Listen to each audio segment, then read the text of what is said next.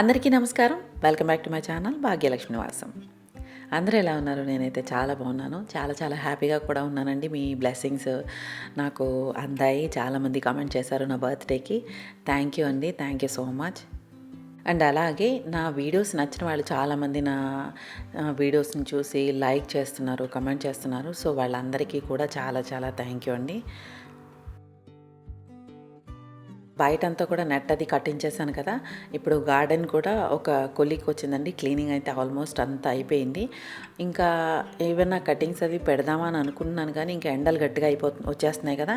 So అందుకని cuttings అది ఏం పెట్టట్లేదు. ఉన్న వాటిని జాగ్రత్తగా చూసుకుంటున్నాను. అయితే బయట ఈ హేజ్ వేయించాను కదా, గోల్డెన్ హేజ్, అదంతా కూడా గ్రోత్ అయితే బాగుంది. ఇంకా ఒక 2 నెలలకైతే మంచిగా ఎదిగిపోయిన తర్వాత దాన్ని ఒక షేప్లో కట్ చేసుకుంటూ ఉంటే అందంగా ఉంటుంది.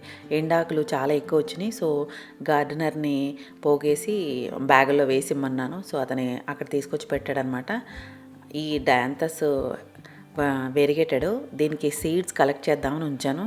ఇంకా మిగతా మొక్కలన్నీ కూడా అయిపోయినాయి. పిటోనియా అయితే అన్నీ ఇంకా ఒక్కొక్క తర్వాత ఒకటి అన్నీ ఎండిపోతున్నాయి. సో డాడీ అవన్నీ తీసేస్తున్నారనమాట. విత్తనాలు అయితే కలెక్ట్ చేద్దామని అనుకుంటున్నాను, కానీ విత్తనాలు ఉంచినా ఒక్కొక్కసారి జర్మినేట్ అవ్వట్లేదనమాట. నెక్స్ట్ ఇయర్కి వేద్దాం అనుకున్నా కానీ అంత మంచిగా జర్మినేట్ అవ్వట్లేదు. సో అందుకే కలెక్ట్ అయితే చేస్తున్నాను. లెట్స్ సీ, చూడాలి నెక్స్ట్ ఇయర్కి సీడ్స్ వేయడానికి. సో ఈరోజు వీడియో ఏంటంటే మొత్తం కంప్లీట్ క్లీనింగ్ రొటీన్ చేస్తున్నాను. So kitchen counter top, Windows, living area మొత్తం కొంచెం లిటిల్ డీప్ క్లీనింగ్ అని అనొచ్చు. సో మనం డైలీ క్లీన్ చేస్తూనే ఉంటాం, క్లీన్గా ఉంది అని అనిపిస్తూనే ఉంటుంది. బట్ కొంచెం డీప్గా క్లీన్ చేసినప్పుడు ఆ డిఫరెన్స్ మనకు బాగా తెలుస్తుంది. సో నేను అలాగే ఫాలో అయ్యే simple tips, tricks and hacks లాంటివి మీతో షేర్ చేస్తూ ఈ వీడియోని కంప్లీట్గా చూస్తే మీకు అర్థమవుతుంది. మనం ఏదైనా పని మొదలుపెట్టేటప్పుడు యాక్చువల్లీ ఆ పని వల్ల ఇంకొక పనికి ఇంటర్ఫీర్ అవ్వకూడదు. సో మనం చేసే పని కంప్లీట్గా అయిపోయే వరకు ఇంకొక పనిలోకి వెళ్ళకూడదు అనమాట. సో నేను అలాంటి టైమ్స్ని ఎంచుకుంటూ ఉంటాను. కిచెన్ క్లీనింగ్ అయితే మస్ట్ అండ్ షుడ్గా టైం చూసుకుని మొదలు పెట్టాలి. లేదంటే ఏమవుతుందంటే ఇది చేసే పని మనకి హెక్టిక్గా, మెస్సీగా అయిపోతూ ఉంటుంది. లంచ్, డిన్నర్, బ్రేక్ఫాస్ట్ ఇట్లాంటి టైమ్స్లో అయితే పెట్టుకోకూడదు. బిఫోర్, ఇంకా మనం చేయటానికి ఇంకా టైం ఉంది, ఒక 2 గంటల ముందు లేదంటే 2 గంటల తర్వాత అట్లా చేసుకుంటే కనుక, అంటే ఆఫ్టర్ చేసుకుంటే కనుక బెటర్గా ఉంటుంది. సో నేను ఎప్పుడు కూడా అట్లాంటి టైమ్స్ని ఎంచుకుంటూ ఉంటాను. ఈవినింగ్ టీ టైం అయిపోయిన తర్వాత ఇంకా డిన్నర్ చేయడానికి ఇంకా 1.5 hours 2 hours టైం ఉంది కదా. సో ఈ లోపల మొత్తం కిచెన్ అంతా క్లీన్ చేసేద్దాం, కౌంటర్ టాప్ అంతా చాలా చిరాగ్గా ఉంది అనేసి నేను ఈవినింగ్ స్టార్ట్ చేశాను అనమాట.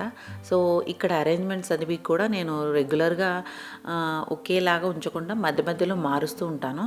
సో ఈ స్టాండు మందిర్ దగ్గర సైడ్ ప్లేస్ ఉంటే ఆ ప్లేస్లో కొన్ని దేవుడికి సామాన్లు అవి ఉంటాయి కదా, అట్లాంటివి పెట్టుకోవడానికి తీసుకున్నదనమాట. సో అది ఇక్కడ పెట్టి మళ్ళీ ఇక్కడిది వేరే చోట పెట్టి అట్లా రీప్లేస్ చేస్తూ ఉంటాను. సో ఇవన్నీ కూడా నాకు రెగ్యులర్గా డైలీ బేస్లో యూజ్ అయ్యే థింగ్స్ అన్నీ కూడా పెట్టుకుంటాను అనమాట. ఒకటి కొంచెం మధ్యలో అక్కడక్కడ థింగ్స్ కొంచెం అందంగా ఉండడానికి కూడా పెట్టుకోవాలి కదా. ఓన్లీ బేసిక్గా మనకు కావాల్సినవి పెట్టుకోవడం కాకుండా కొంచెం అందంగా కూడా చూడటానికి ఎస్థెటిక్గా బాగుండేలాగా కూడా పెట్టుకుంటే మనకి ఏమవుతుందంటే వర్క్ చేసేటప్పుడు వర్క్ స్ట్రెస్ ఉండకుండా చూడటానికి అందంగానే ఉంటుంది. ఎవరైనా చూసినా కానీ అందంగా కనబడేలాగా కూడా ఉంటుందన్నమాట. సో అందుకే నేను ఇవన్నీ కొన్ని ఇంపార్టెంట్గా పెట్టుకునే థింగ్స్తో పాటు అందంగా ఉండడానికి కూడా పెట్టుకుంటూ ఉంటాను. టీ, కాఫీ, షుగరు మెయిన్, అట్లాంటివి సాల్ట్ అట్లాంటివన్నీ కూడా దగ్గరగా పెట్టుకుంటే తొందరగా అయిపోతుంది. సో ఈ బాటిల్స్లో నేను మా వారికి డిఫరెంట్ కైండ్ టీస్ తెస్తూ ఉంటారనమాట. గ్రీన్ టీ అని కానీ, బ్లాక్ టీ అని కానీ తను అలా తాగుతూ ఉంటారు. సో అవి తీసుకొస్తారనమాట. సో అవి దగ్గరగా పెట్టుకుంటాను. తర్వాత ఇందులో ఒక దాంట్లో మిరియాలు, ఒక దాంట్లో జీలకర్ర, సోంపు వేడి నీళ్ళలో మరగబెట్టుకుని లేకపోతే నానబెట్టుకుని తాగుతాం కదా, అది. ఆ తర్వాత హనీ, ఇంకొక పైన డబ్బాల్లో సోంపు, కింద సాల్ట్, అట్లా మనకి రెగ్యులర్గా యూజ్ అయ్యే థింగ్స్ అన్నీ హ్యాండీగా పెట్టుకుని అవి చూడటానికి అందంగా కూడా పెట్టుకుంటే బాగుంటుంది. సో ఇంకా నాకు థింగ్స్ కొన్ని ఎక్కడికైనా వెళ్తే కలెక్ట్ చేసే అలవాటు కూడా ఉందన్నమాట.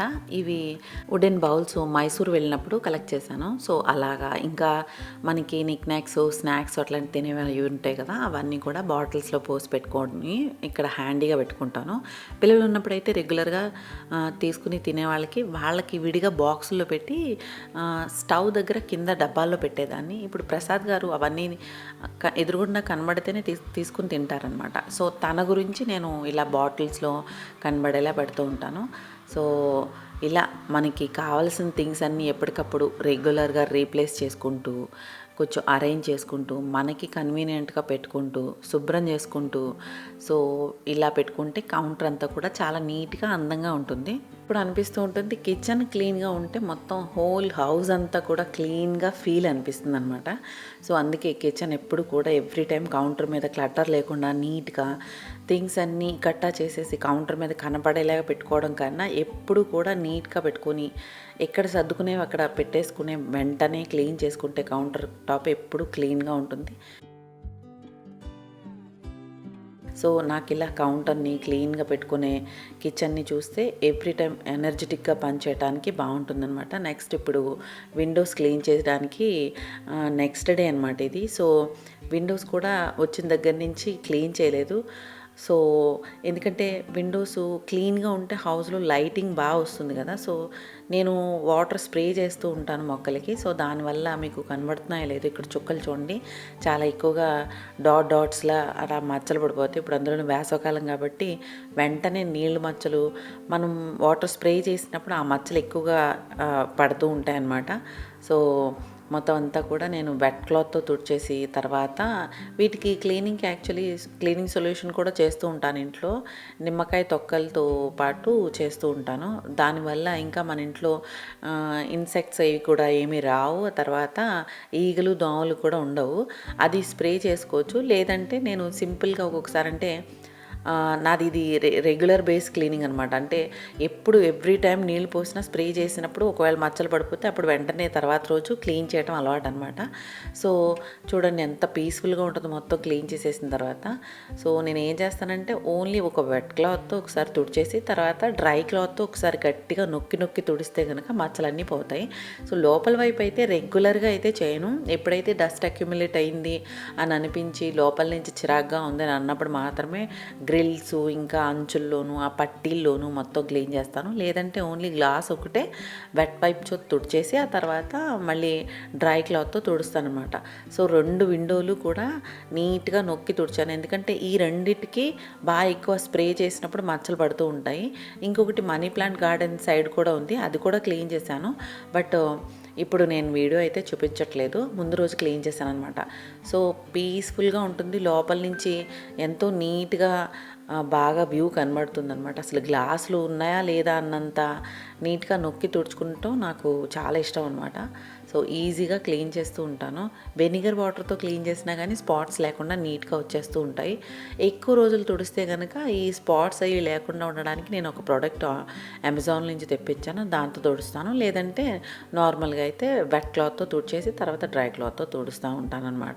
ఒక స్మాల్ టిప్, ఇది ఆల్రెడీ అందరికీ చాలామందికి తెలిసే ఉంటుంది.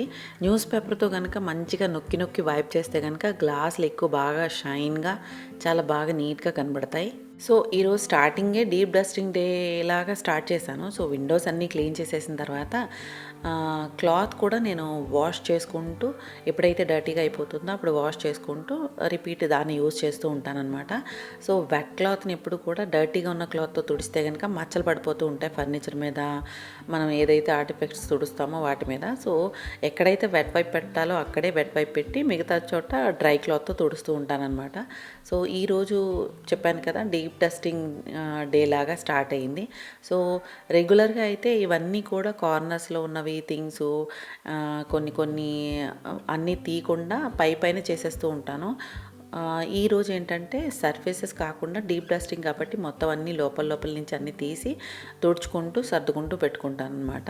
సో ఇవన్నీ చేయడానికి చాలా టైం పడుతుంది కాబట్టి ప్రిపేర్ అయ్యి ముందే అన్నీ రెడీ చేసుకుని పెట్టుకున్నాం అనుకోండి, సో మనం చేసిన తర్వాత అలసిపోయి కొద్దిసేపు కూర్చోవడానికి టైం దొరుకుతుంది మనకి. సో అందుకే ముందే లంచ్ ప్రిపేర్ చేసేసుకోవడం, బ్రేక్ఫాస్ట్ అర్లీగా చేసేయడం, ఇట్లాంటివన్నీ కూడా ప్లాన్ చేసుకుని స్టార్ట్ చేస్తానన్నమాట. లివింగ్ ఏరియా అంతా కూడా ఈరోజు మొత్తం డీప్ డస్టింగ్ చేస్తున్నాను కాబట్టి కార్నర్స్ని, ఎడ్జెస్ని అసలు ఇగ్నోర్ చేయకుండా తుడుస్తూ ఉంటాను. ఫ్యాన్ క్లీనింగ్ కూడా చాలా ఇంపార్టెంట్. బట్ ఫ్యాన్ క్లీన్ చేయాలంటే మళ్ళీ ల్యాడర్ తీసుకొచ్చి చేయాలి కాబట్టి ల్యాడర్తో చేసేవన్నీ కూడా ఒకే రోజు చేస్తూ ఉంటాను. సో మనం ఒక వేలో ఫాలో అయితే కనుక, అంటే like always top to bottom అనమాట. ఫస్ట్ ఫ్యాన్స్, లైట్స్, తర్వాత షెల్ఫ్స్, తర్వాత ఫ్లోర్ దగ్గర, తర్వాత అలా మనం కంటిన్యూ చేసుకుంటూ రావాలి. మళ్ళీ డైలీ లిటిల్ క్లీనింగ్ చేస్తూ డీప్ క్లీనింగ్ చాలా ఈజీగా అవుతుంది. లిటిల్ క్లీనింగ్ అంటే సర్ఫేసెస్ క్లీనింగు, కొన్ని ఆర్టిఫెక్ట్స్ మీద ఎక్కువ డస్ట్ కనబడుతుంటే కనుక వాటిని క్లీన్ చేసుకోవడం అలా అనమాట. ఫ్యాన్సీ ప్రొడక్ట్స్ అవసరం ఉండదు, మన దగ్గర ఉన్న సింపుల్ థింగ్స్తోనే క్లీన్ చేసుకుంటూ ఉండొచ్చు. ఇంకో టిప్ ఏంటంటే ఒకేసారి హోల్ హౌస్ క్లీన్ చేయాలని మాత్రం ట్రై చేయొద్దు. సెక్షన్ వైజ్ చేస్తే కనుక స్ట్రెస్ తక్కువగా ఉంటుందన్నమాట, కొంచెం కొంచెంగా. అయితే వాటరింగ్ కూడా నాకు ఇలా చేసేటప్పుడు ప్లాంట్స్కి కొన్ని మొక్కలకి రెగ్యులర్గా ఇచ్చే అవసరం ఉండదు. కొంచెం మనకి అందకుండా దూరంగా ఉండే ప్లేస్లో కూడా పెట్టుకుంటూ ఉంటాం. సకెలెట్స్ ఉంటాయి, అట్లాంటి వాటికి రెగ్యులర్గా ఇచ్చే అవసరం ఉండదు. కాబట్టి నేను ఇలా డస్టింగ్ చేసేటప్పుడు ఇంకా దానికి ఇచ్చే చాలా రోజులు అయింది అని అన్నప్పుడు మాత్రం దానికి కొంచెం కేర్ చూపిస్తూ ఉంటాను అప్పుడప్పుడు. సో ఇలా నా క్లీనింగ్ ఆల్మోస్ట్ కంప్లీట్ చేసుకున్నాను. బట్ ఇంకొకటి ఏంటంటే క్లీన్ హౌస్లో ఉండడం చాలా పీస్ఫుల్గా ఉంటుంది కాబట్టి మనం స్ట్రెస్ఫుల్గా ఈ పనిని మైండ్లో పెట్టుకోకుండా ఈజీగా కొంచెంగా స్టెప్ వైజ్గా, లేదంటే ఈ పూట ఇలాగా, అంటే నేను ఈరోజు బ్రేక్ఫాస్ట్ అయిపోయిన తర్వాత స్టార్ట్ చేసి లంచ్కి ముందు ఫినిష్ చేయాలి అని అనుకుని చేస్తున్నాను అనమాట. సో అలా నేను కొంచెంగా స్ట్రెస్ తీసుకోకుండా స్మాల్ స్టెప్స్తో స్టార్ట్ చేసి కంప్లీట్ చేస్తూ ఉంటానన్నమాట. ఇంకొకటి గ్లాస్ ఐటమ్స్, ఇట్లా గ్లాస్ డోర్ లాంటివి రెగ్యులర్గా కూడా మనం క్లీన్ చేస్తూ ఉంటే ఏమవుతుందంటే దాని మీద మనకి కనపడదు కానీ డస్ట్ పైన అలా పేరిపోతూ ఉంటుంది. సో రెగ్యులర్గా ఓన్లీ వెట్ వైప్ కాకుండా డ్రైగానే ఒకసారి తుడుస్తూ ఉంటే, ఒక్కొక్కసారి గ్లాస్ సర్ఫేస్ల మీద అది క్లీన్ చేసేస్తూ ఉంటే కనుక అక్యుములేట్ అయిపోయి ఎక్కువ డస్టీగా కనబడకుండా నీట్గా ఉంటాయి అన్నమాట. తర్వాత స్టవ్ అంతా కూడా చాలా ఎక్కువ డర్టీగా అయిపోయిందని అనిపించింది. అంటే పైకి చూడటానికి చాలా బాగుంటుంది, నీట్గా ఉంటుంది. మనం రెగ్యులర్గా పైన సర్ఫేస్ అంతా, పైన నాబ్స్ అట్లాంటివన్నీ కూడా తీసి క్లీన్ చేసుకుంటూ ఉంటాం. బట్ సర్వీస్కి ఇచ్చినప్పుడు మాత్రమే తెలుస్తుంది, అది ఓపెన్ చేసినప్పుడు ఎంత లోపల డర్టీగా ఉందన్నది తెలుస్తూ ఉంటుంది. మనకు తెలియకుండానే కుక్కర్ పెట్టినప్పుడు పొంగిపోయినా, పాలు పొంగిపోయినా, టీ పొంగిపోయినా లోపలికి వెళ్ళి అది నల్లగా మడ్డిలాగా అయిపోయి బాగా జిడ్డు తేరిపోతూ ఉంటుందన్నమాట. సో సర్వీస్కి ఇచ్చేటప్పుడు సేమ్ ఇట్లే కండిషన్ ఉంటుంది. సో డాడీ ఇంట్లో ఉన్నారు కదా, నేను చేస్తానమ్మా, ఆయన ఇట్లాంటివన్నీ చేసేస్తూ ఉంటారు. సో నేను చేస్తానమ్మా అన్నారు కదా అనేసి మొత్తం అంతా ఓపెన్ చేశారనమాట. సో ఓపెన్ చేసి చూస్తే చాలా డర్టీగా ఉంది. అసలు మిస్టర్ క్లీన్ సంథింగ్ ఏదో ఉంటుంది కదా బాటిల్, ఆ స్ప్రే వేసాను అనమాట. అది వేసిన తర్వాత కొంచెం లైట్గా బ్రష్ చేస్తే ఈజీగానే వచ్చేసింది. తర్వాత ఆ పార్ట్స్ అన్నీ కూడా నీట్గా వేడి నీళ్ళలో నానబెట్టేసి బ్రష్ చేసేస్తే నీట్గా మొత్తం అంతా వచ్చేసింది. ఆ తర్వాత మొత్తం అంతా కూడా ఆ నాబ్స్లో ఉన్నదంతా కూడా క్లీన్ చేసి, ఆ నాబ్స్ని కూడా కొంచెం పిన్తో మాత్రం ఇట్లా గుచ్చి క్లీన్ చేస్తే మనకి గ్యాస్ కూడా మంచిగా వస్తుందన్నమాట. ఇందులో ఒక బర్నర్కి ఆటో ఇగ్నిషన్ పని చేయట్లేదన్నమాట. సో డాడీ అదేంటో కూడా చెక్ చేద్దామనేసి ఓపెన్ చేసినందుకు మంచి పని అయింది. మొత్తం అంతా కూడా క్లీన్ అయిందనమాట, డీప్ క్లీన్ అయింది. చెప్పాలంటే సర్వీస్ అయిందని చెప్పాలి. సో ఇలా క్లీన్ అయిందనమాట. ఈరోజు నా వీడియో అంతా క్లీనింగ్ రొటీను, క్లీనింగ్ అంటూ జరిగింది. సో మీ అందరికీ నచ్చినట్లయితే కనుక తప్పకుండా లైక్ చేయండి, షేర్ చేయండి, సబ్స్క్రైబ్ చేయడం మాత్రం మర్చిపోవద్దు. Thank you for watching. Happy home making, happy gardening, happy cleaning. Bye bye.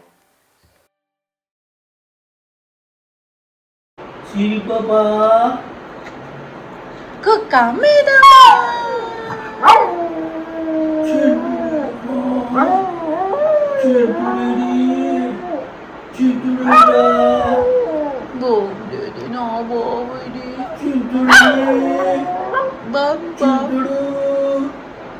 అక్కేది అక్క అక్క అయితే ఎక్కడికి వెళ్ళింది? ఉజ్జయిని వెళ్ళిపోయింది అక్క కూడా. నిన్నేమంటది? కిరికిరి అంట ముద్దు పెట్టుకుంటుందా? అన్నయ్య ఎక్కడికి వెళ్ళాడు? అన్నయ్య కాకా మీనమ్మా అంటాడు. బో బో అద్భుతం